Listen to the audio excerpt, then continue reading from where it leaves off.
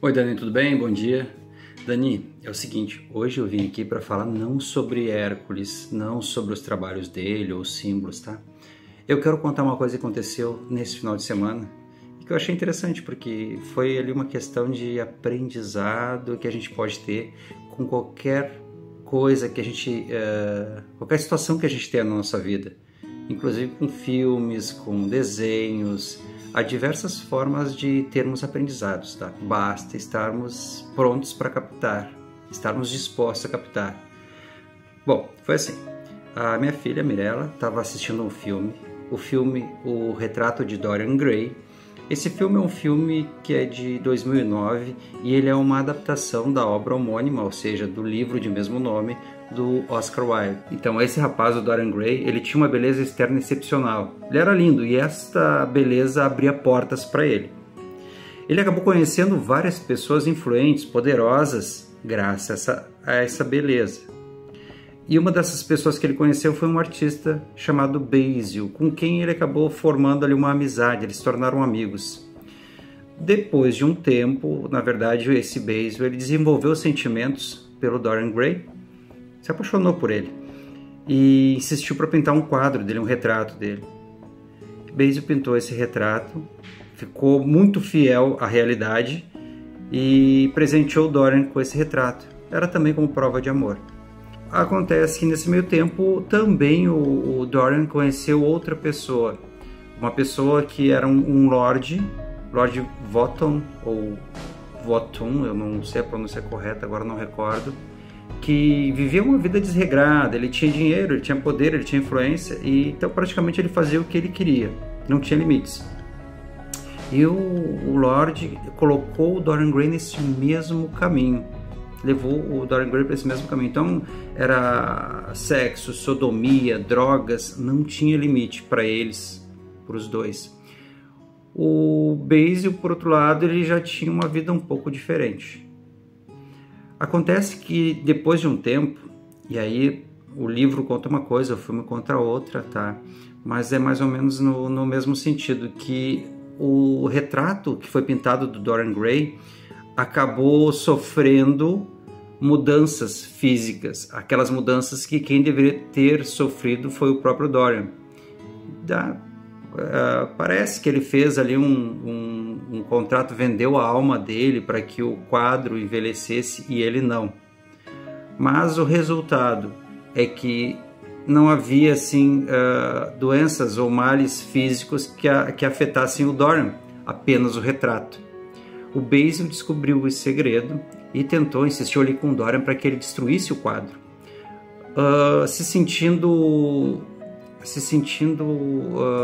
com medo, sentindo medo disso, o Dorian acabou tentando esconder, tentou evitar, pediu que o Basil não revelasse esse segredo para ninguém, mas o Basil estava preocupado com o Dorian, ele amava o Dorian e sabia que aquilo ali estava errado, fazia mal para ele. E eles começaram a discutir, chegou ao ponto que Dorian, para esconder o quadro, para que ninguém soubesse desse segredo, ele matou o Basil.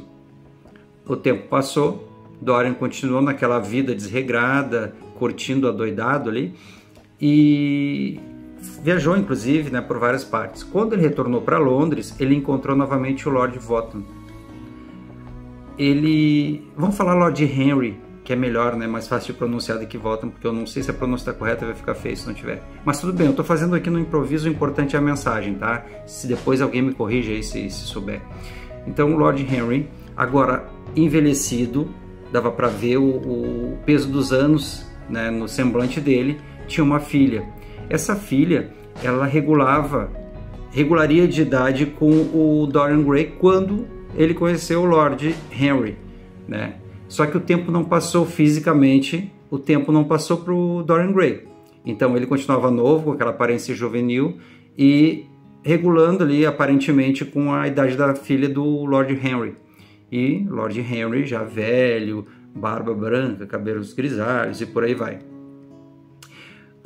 Quando houve esse encontro entre eles, lá em determinado momento, e esse foi o ponto em que eu comecei a assistir o filme junto com a minha filha, a Mirella, né?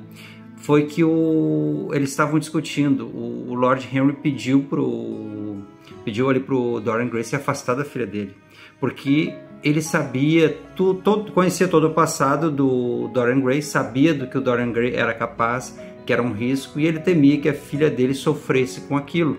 Então ele pediu para que Dorian Gray se afastasse da filha dele. Só que estava um pouco tarde, já havia ali uma atração entre os dois. Ele tentou fazer de tudo para afastar a filha do Dorian e não conseguiu. Nesse ponto eu falei para minha filha, olha filha, tá aí, ó, é o exemplo de dois homens que encararam a passagem do tempo de forma diferente, né? Para o Lord Henry, ele passou e amadureceu com o tempo, e esse amadurecimento está ali na forma com que ele se apresenta fisicamente, o físico dele mudou, e ele está preocupado com a filha, quer afastar a filha de situações que não são seguras para ela, que ele sabe que não são seguras. Ao passo que para o Dorian Gray, o tempo não passou nem fisicamente, porque ele continua jovem, e nem mentalmente, porque ele continua com as mesmas atitudes, continua querendo viver como se fosse um adolescente, sem responsabilidades ali, aquela vida de luxúria, de bebida, drogas e tal. Bom, nisso a minha filha falou o seguinte, pai, mas ele cometeu os mesmos erros. Ela se referiu ao Lord Henry, né? Cometeu os mesmos erros que o Dorian. Naquela hora eu senti assim como se estivesse falando de mim, porque eu me identifiquei um pouco com o Lord Henry ali, no sentido de que eu, quando jovem, cometi vários erros também. Eu já não sou tão jovem assim, estou com 48 anos, né? Mas quando jovem eu cometi diversos erros, e esses erros me fizeram sofrer, mas também me fizeram aprender. Eu reconheci que errei, tentei mudar, venho tentando mudar, até hoje eu cometo erros, mas eu tenho aquele intuito de sempre mudar, de aprender com os erros, de crescer e me desenvolver, certo? Não como o Dorian. O Dorian, por outro lado, ele fez o quê? Ele tentou esconder os erros, e aí vem a ilustração, né? Ele não queria nem ver o tempo passar para ele, ele não aceitava que ele estava envelhecendo e que o tempo estava passando, de tal forma que o retrato que representava isso para ele, porque era o retrato que envelhecia e não ele mantinha escondido da vista de todos, principalmente da vista dele. No livro, se eu não me engano, se ele visse o próprio retrato, o que ia acontecer é que ele morreria, porque ele voltaria para ele tudo aquilo que deveria ter acontecido com ele e não aconteceu. Mas aí eu vou deixar um convite para quem não assistiu o filme ou não viu o livro, que vejam, não vou dar spoiler. O objetivo aqui é falar sobre a questão do amadurecimento, do crescimento, né? Porque a principal questão aqui, uma frase que resume isso tudo, é que envelhecer é obrigatório, é inevitável. Amadurecer é uma escolha, é uma questão de escolhas que todos nós fazemos, e essas escolhas são diárias. A gente escolhe diariamente amadurecer, aprender com os erros, encarar esses erros, reconhecer e até mesmo se perdoar, que é outro ponto importante aqui, se perdoar.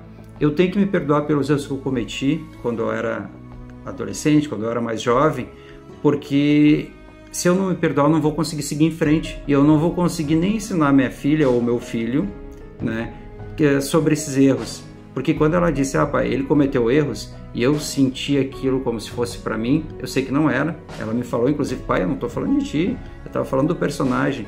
Eu sei que ela não estava falando de mim, mas eu senti que, como assim, se eu que cometi erros, né, preciso me perdoar e seguir em frente, eu tenho que aprender com esses erros para seguir em frente, eu vejo da mesma forma aquele homem. Então, se ela julgou ele, olha só, ele cometeu erros, agora quer pagar de bonzinho. Não, não é assim. Ele cometeu erros, ele amadureceu, ele aprendeu com os erros, seguiu em frente e ele tentou proteger os filhos dele, ou melhor, a filha dele, né? Parece que eu estou falando de mim agora, porque eu tento proteger meus filhos dos erros que eu cometi.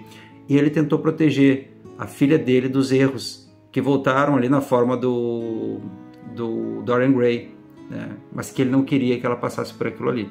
Eu tive muita vontade de passar essa mensagem hoje, pular o próximo episódio, falaria do mito das aves do Lago Stínfalo, né? Eu vou falar sobre ele, está quase pronto já, falta só terminar uma questão de ediçãozinha ali e entregar para ti, tá? Para ti e para vocês, os outros amigos aí que estão ouvindo também, tá, Dani? Mas eu senti uma necessidade de falar sobre isso, não sei porquê, me deu vontade, espero que isso seja uma coisa boa, né? Que possa transmitir algo bom para ti ou para alguém que esteja ouvindo ou alguém que precise ouvir isso, porque hoje em dia nós só vemos conteúdos aí nas redes sociais e em tudo que é lugar que falam o contrário, que parece que a gente não tem que amadurecer, não tem que crescer. As músicas não falam de responsabilidade, não falam de crescimento, de amadurecimento, de encarar né, que errou e que precisa seguir em frente, que precisa se perdoar.